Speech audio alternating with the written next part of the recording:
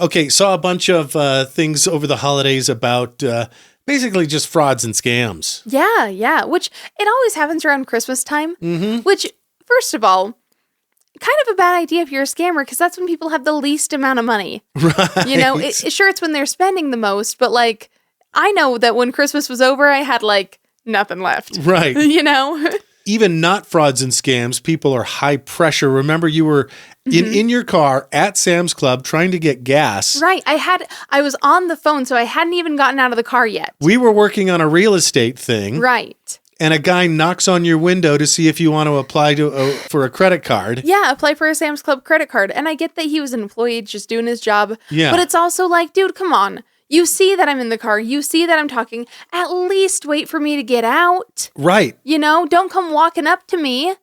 Yeah. This isn't a door. This isn't my Right. home. You're not a door-to-door solicitor. Right. I'm on the phone in my car and still in my private bubble. Mm-hmm. Don't be knocking like a bum in an intersection selling oranges in L.A. Yeah, right. Or a guy with Windex and a squeegee at an intersection on the south side of Chicago. I mean, are they really bums if they're at least trying to work for it?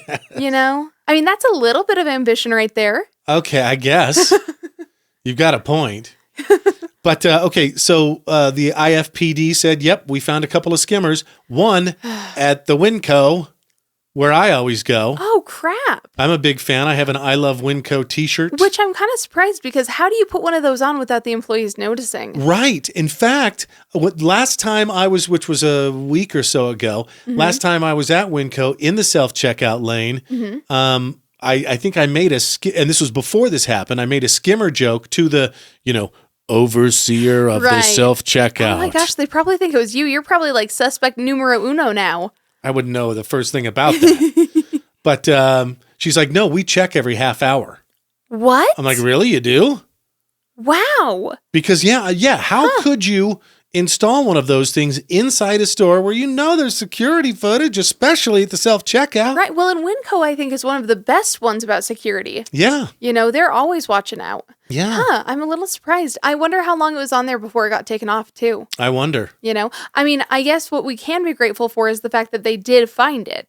I wonder if we're going to have to increase credit card security again, Right. First it was the PIN. Everybody had their PIN. Then it was the chip. Right. And are we going to have retina scans next? Something. Whatever invasion of privacy device it is, I'm sure we'll gladly accept it as Americans in the interest of security. Right. I don't know. I mean, it just sucks that people are so willing to take advantage of others like that, you know? I guess there's brushing scams too. Have you heard about these? Yeah, that's the one where they send you something, right? Right. Yeah. And then they have a QR code so you can find out who sent it. And then they take all of your information off of your phone. Right. Which is terrifying, by the way. And a really good argument for why we should have burners. Some phone that has no information on it. Yeah. That you can use for like if there's ever anything fishy, you can go through it that way instead. That's something. That's an idea. Yeah, right? Have a dummy phone just for scanning QR codes. Yeah, just to make sure that it's all legit and valid so you don't accidentally screw yourself over, Is don't scan strange QR codes the new don't talk to strangers? You know what? It might be. Which now I'm really regretting the IFAF stickers that we made with the QR code on We got a whole stack of them. Yeah. Crap. Yeah, if you get a package and it's got a QR code and you don't recognize it, I don't even know if I'd open it. I think I would out of curiosity. Sure. But also, what if it's anthrax? Right. I mean, I guess I like to think that I'm not a big enough target for that. Right. Well, and also, there are so many times that I go online and buy stuff and then forget that I bought it. So, I mean, there'd be I would absolutely open that, not even thinking about it. I must have ordered myself a little something. This is exciting. What's the meme? Be your own secret Santa with alcohol and Ambien. Right, exactly. Or just forgetfulness. When I see, an Amazon package has been delivered, I'm like, I wonder what that is. Right. Well, and there are lots of times when I'll order 2 or 3 versions of the same thing so that I can try them out, decide which one I like, and then send the rest back. Oh, yeah. So I don't always remember how many I bought of that thing. So, yeah, I would totally end up opening it without thinking, You know, now similarly though, I've heard of another scam that also just sends you free shit, but instead of sending you also a QR code to steal your information, they do it so that they can rate themselves. Oh, yeah. As a seller? Yeah, basically like, okay. Oh, this product was bought by someone and they said that it was great. I see. Yeah. Okay. Yeah. Which I would sign up to be part of that scam. Right. Yeah. Like, yeah, use my name to post reviews and sure. give me free shit. Okay. You know? As long as it's gadgets. Right. Or something fun.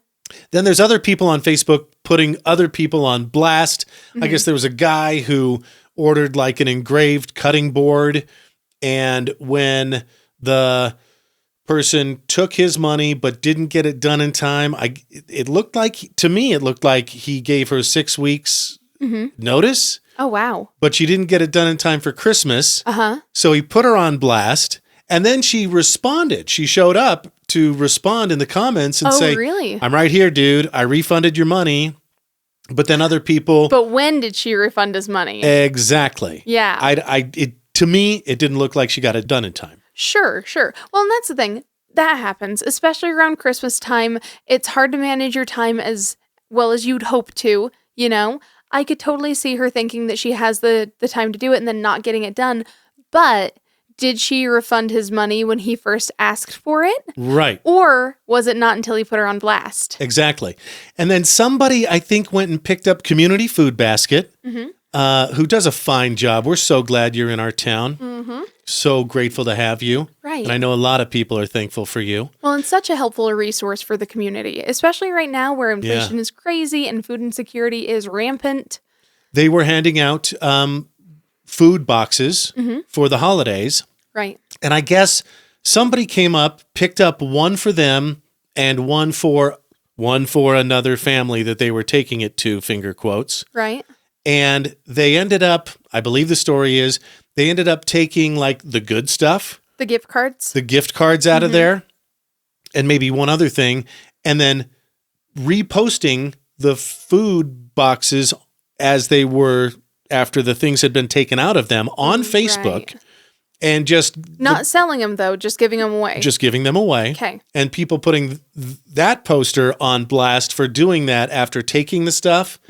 But then the Community Food Basket addressed it and said, hey, take the heat off. We've talked to this person personally. We understand why they couldn't use the food in the food baskets. Right. They thought they could and now they can't or something. Right. Like, wasn't it an allergy or something? So last episode, we just talked about how salty the Facebook groups are. Right. That certainly hasn't changed in the last week. So I would just say, family's still in town, so. Maybe right. Maybe before jumping in, make sure you completely understand the situation.